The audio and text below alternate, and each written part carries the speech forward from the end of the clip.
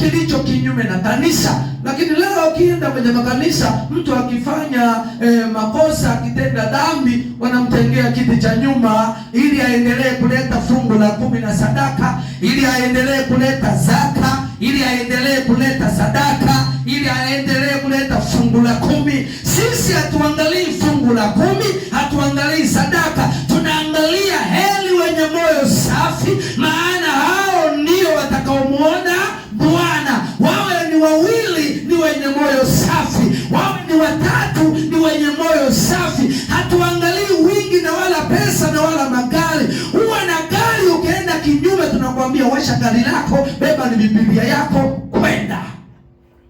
Sema amen. Lakini kwenye makanisa ya leo unakuta bembeleza danganya toto. Sisi hatuna danganya toto, hatuna danganya mkubwa wala danganya toto. Sisi tunamwambia mtu ukweli, na ndio maana Yesu anasema kila aliyezaliwa na Mungu hatendi dhambi. Aliyezaliwa na Mungu hatendi dhambi, atendaye dhambi ni wa Ibilisi. Na ndio maana yule atakayeenda kinyume na Mungu mnamweka pembeni. Ananifurahisha Musa wakati akiwa na wana wa Israeli. Mungu akamwambia Musa, niambie. Musa Mungu akamwambia Musa, nisikilize. Mimi siangalii wengi, siangalii jeshi kubwa wamebeba bunduki, siangalii jeshi kubwa wamebeba silaha, naangalia walio na moyo wa shujaa wa kwenda kupambana na Wafilisti, wa kwenda kupambana na maadui, wa kwenda kupambana na yule ambaye yuko tayari kupambana katika vita. Sema amen. Na ndio maana Musa alipoambiwa hivyo na Mungu akamwambia Musa, kama unataka kujua watu ulionao, wengine ni kwa sababu yamebeba silaha tu, lakini kivita hayumo, wapeleke wakanywe maji. Mungu akubariki sana.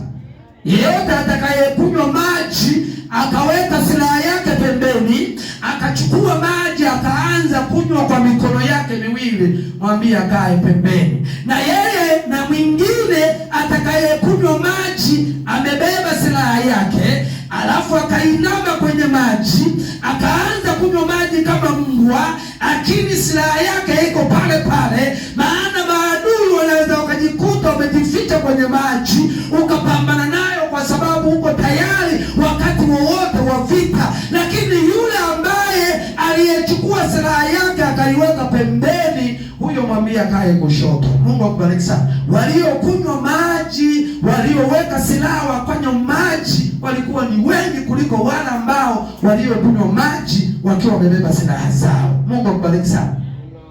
Na Musa alipopata hesabu waliokuwa wanakunywa maji wamebeba silaha zao, wakawa ni wachache, lakini waliokunywa maji wameweka silaha pembeni wakawa ni wengi. Na Mungu akamwambia Musa, hao waliokunywa maji wamebeba silaha zao, hao ndio nenda nao kwenye vita. Siangalii wachache, siangalii wengi, na angalia yule aliye tayari kunishindania, kunipigania. Sema amen. Na hao waliokunywa maji wameweka silaha zao, waambie warudi nyumbani. Sema amen. Kama Mungu mwenyewe anawaambia warudi nyumbani, kama Mungu mwenyewe hakusema hawa wabaki kubeba chakula cha wapiganaji, hapana. Na ndio maana leo unashangaa makanisa watu wamejaa, kila mtu anakuwa na la kwake. Kwa sababu gani? Kwa sababu najua ukimfukuza anatoa fungu la 10 kubwa, ukimfukuza anatoa sadaka kubwa, ukimfukuza anatoa changizo kubwa,